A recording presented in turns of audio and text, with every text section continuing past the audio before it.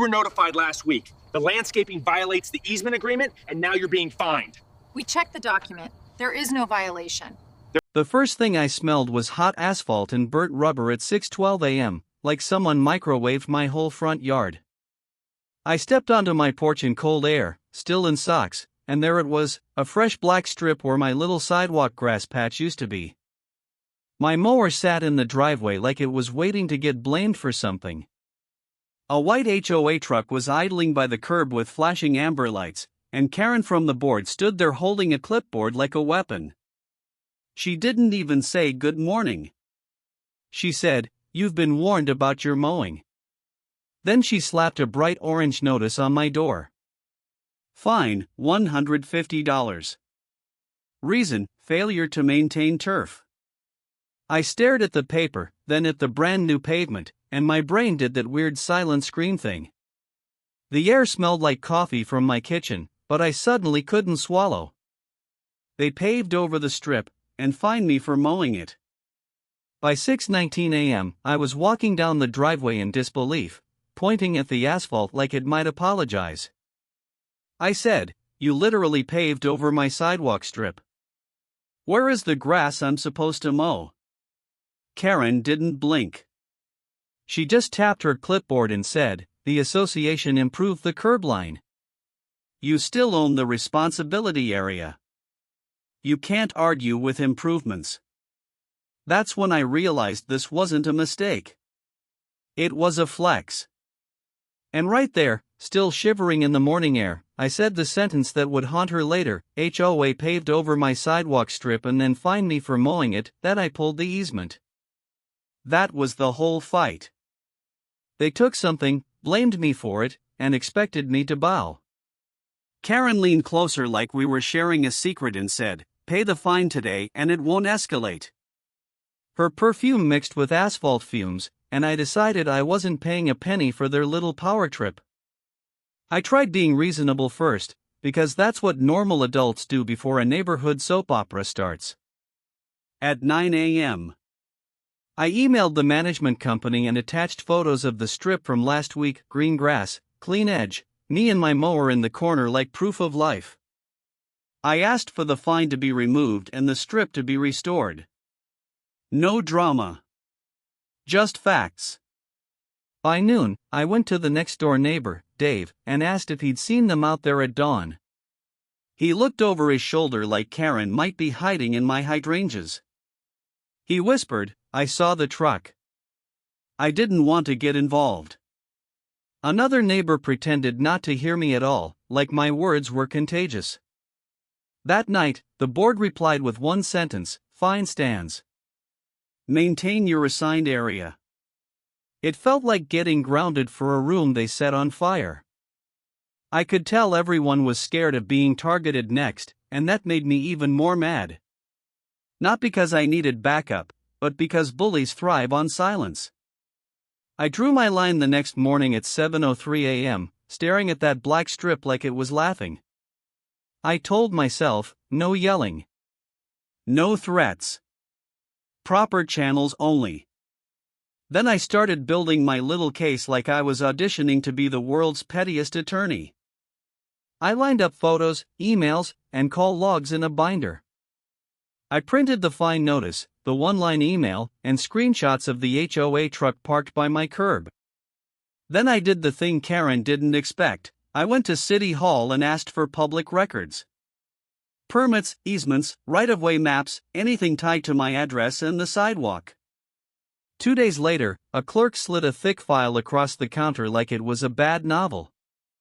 The file landed with 63 pages. I flipped through it right there, and my heart started doing that fast drumbeat thing. Because in plain black and white, there it was, a utility and pedestrian easement on that exact strip. Not HOA territory. Not their toy. A legally protected area the city and utilities needed access to. And it came with one beautiful sentence about altering it without authorization. On May 3, 2024, I made my timeline like a movie trailer, because if I was going to fight, I was going to fight smart. Timeline item 1 April 5th at 4:27 a.m. false trespass call. Yep, that happened too. Karen had called the non-emergency line because I was suspicious while checking my own sprinklers. I had the call log. Timeline item 2 April 19th at 6:12 a.m. HOA paving crew on easement. Timeline item 3 April 19th at 6:19 a.m. fine issued for mowing paved area. I kept it simple. I also wrote one plain note for myself, like a rule I could explain to a kid: patterns of false reports can be prosecuted. I wasn't trying to get anyone arrested. I just wanted her to understand that paperwork beats posturing. So I filed a complaint with the city's right-of-way office, attached the easement pages, and included my photos showing the fresh asphalt. Then I sent the HOA one calm email: please provide the permit number for this paving project. If none exists, the city will require removal. No emojis. No sarcasm. Just the kind of sentence that makes a bully's stomach drop. The twist hit them in public, which is honestly the only language they seem to understand. A week later, the HOA held a little sidewalk beautification walkthrough at 5:30 p.m., like they were on a tour of their own ego. Karen stood in front of my house with a small crowd, smiling and nodding like she'd personally invented concrete. That's when the city inspector rolled up in a plain truck and stepped out with a clipboard that looked way more official than Karen's. He asked, "Who authorized paving over the easement?" Karen's smile froze. I stepped forward and handed him my binder like I was passing him a homework assignment. He flipped to the map, then to the photos, then to the timeline. Dave was across the street, phone out, filming like he was finally allowed to breathe. Karen tried to say, "The homeowner is responsible," but the inspector cut her off and said, "The homeowner doesn't issue city permits. You altered a protected right-of-way." Then, in front of everyone, he posted a bright red notice on the asphalt. Stop work. Non-compliance. Remove and restore. Someone actually laughed, like a short, shocked bark. A teenager whispered, "She's cooked." Karen's face went the color of raw chicken. The neighborhood reaction was instant and a little savage. People had been quiet for months, but the second authorities showed up, it was like the spell broke.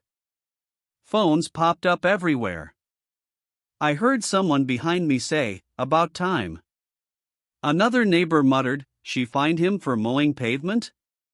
And that turned into a chorus of small, mean giggles. Karen tried to regain control and said, "This meeting is adjourned," like she had power over gravity. But the inspector kept talking, calmly explaining what an easement is and why you can't just pave it because you feel like it. He asked for the board's contractor information, and Karen stammered like a car with no gas. Later that night, the video hit the neighborhood group chat, then someone posted it to a local community page. By morning, there were comments like HOA speed run to lawsuit and you can't find someone for mowing asphalt, lady. I didn't post it. I didn't need to. The truth has a way of spreading when it's funny. The final flip came when the management company realized Karen had dragged them into a mess.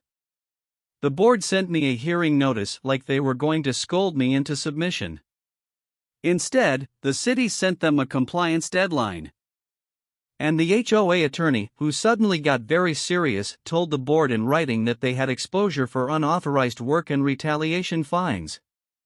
The next week, my fine was waived as a courtesy, which is HOA speak for "we got caught." The asphalt got cut out and replaced with proper grass and a neat edge, exactly like it used to be. Karen didn't come outside once during the fix. Not one peep. A month later, at the next board meeting, she wasn't sitting up front anymore. She resigned for personal reasons, which sounded a lot like, because the whole neighborhood saw me lose. Dave brought me a cold soda the day the grass went in and said, "Man, I'm sorry I didn't speak up before." I told him it's okay, and I meant it. The street felt lighter after that, like people remembered they lived in a community, not a prison. And every time I mow that strip now, I grin a little, because the only thing stronger than Karen's clipboard is a 63-page file and a calm person willing to read it. Please follow for more HOA showdowns like this. Do you think she got what she deserves? Comment below.